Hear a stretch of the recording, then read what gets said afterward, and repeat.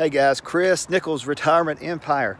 Today we are going to talk about how to establish some effective classroom rules. It's cold out here on the walking trail as I go out and walk, enjoying my retirement. But some of you guys may have a long way to go before you can retire, and you're dealing with classroom management issues right now. I want to give you some tips about how to establish rules that aren't going to leave you out in the cold. This is about establishing a broad set of rules that are that can cover a lot of situations, that are flexible enough to allow you, some discretion about how you administer these rules, but they are rules that cannot be ignored by your administration or your parents or your kids. Every school has like a step process of, how they deal with minor infractions. That's not the kind of rules that you need to be focusing on in your classroom. There's already a process for that. You need to follow it, but that doesn't need to be what your classroom rules are about. They need to be about bigger issue. A good example of one and how you can use it. So let's say you make a rule that's stated in a positive way that says something to the effect of, I will contribute to the learning in my class. I will contribute to learning in my class. Now, that seems kind of ambiguous, and it is. But the bottom line in the classroom is that they are sent here to learn, and that your job is to teach them and to help them learn. That's the number one thing that needs to go on in this classroom. And almost every kid would agree to that, even if they don't like it, and even if they're not going to do it. And almost every parent and every administrator and all the other teachers would agree. So you've got a good rule that everybody would agree should be what goes on in your classroom. Now, after this, all it is a matter of consistency and documentation. When you go to see the administrator, this time, instead of, Johnny, has talked in class out of turn 4 times. That don't sound that bad. But when you put down Johnny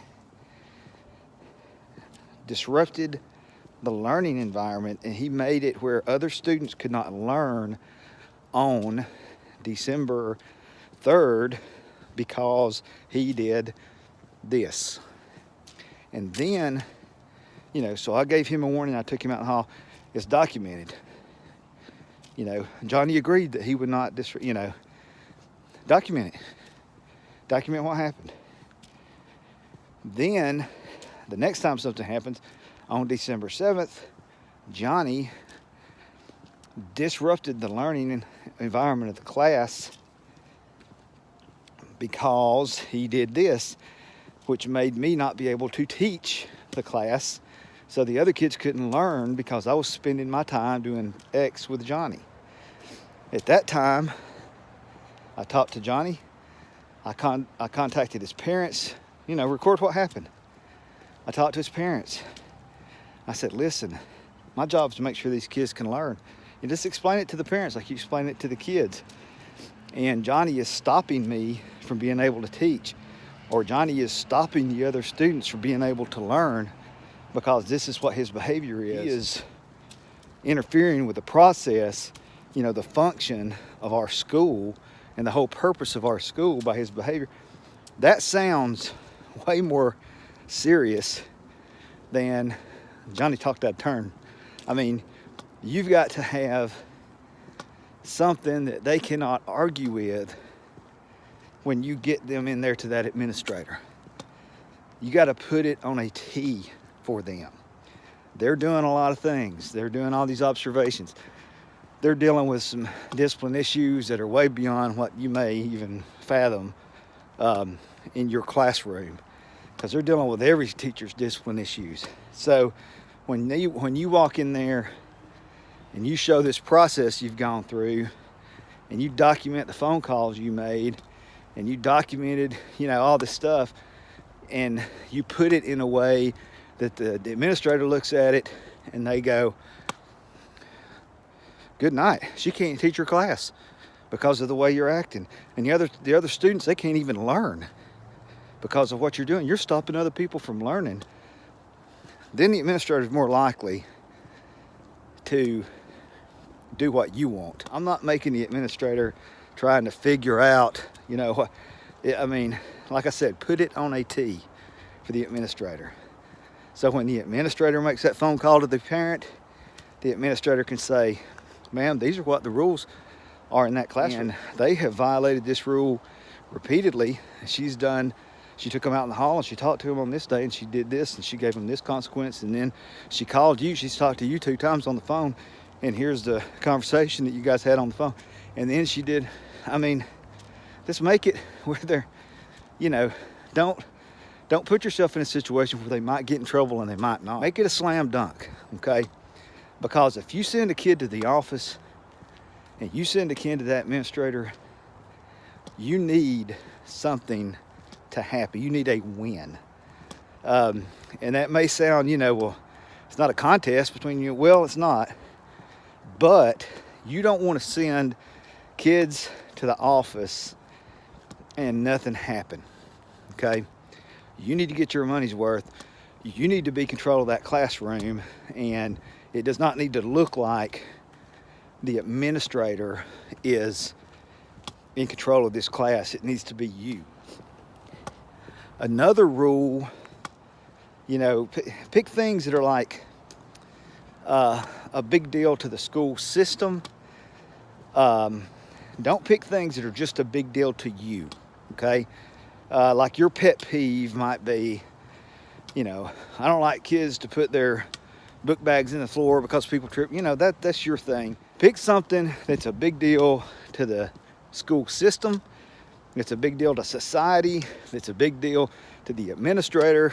Again, because you want to quote win. Okay. Your state is going to have a policy about bullying.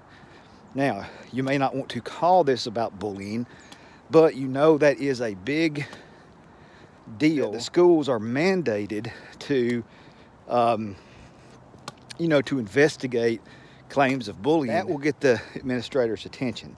Now, again, you need to understand how the administrators think.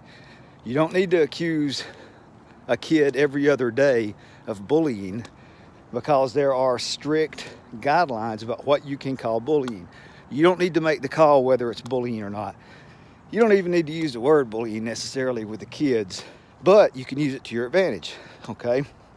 Let's say you make a rule. Make it as simple as treat other students how you would like to be treated.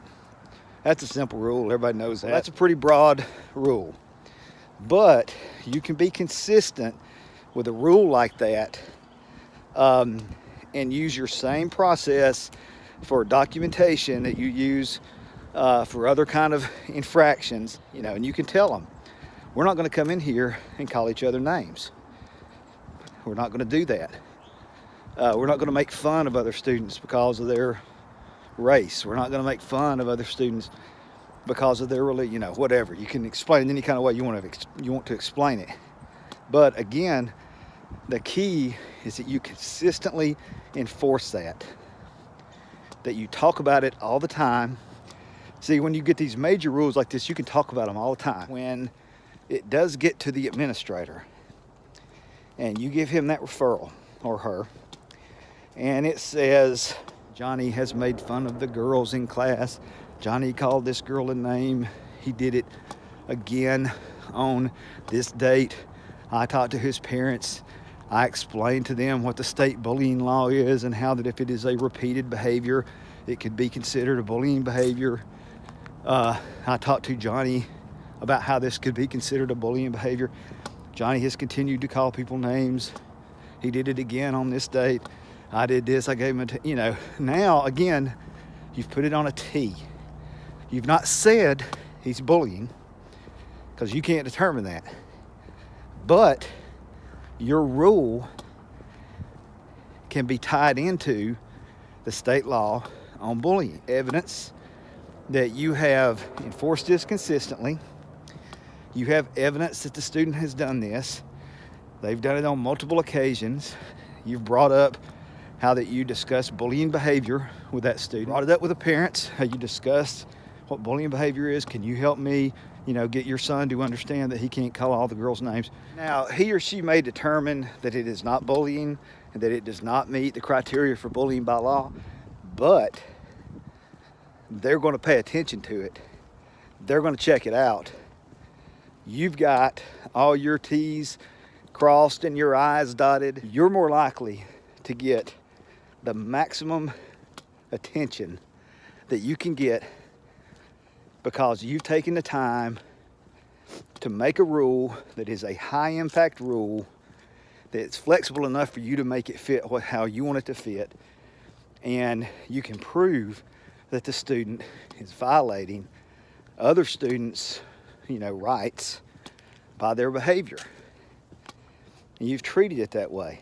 Make it from the very beginning, talk about it all the time, enforce it every time, follow whatever the, you know, the procedures are for your school and how you refer it, and you're going to get your administrators to back you up 100% of the time.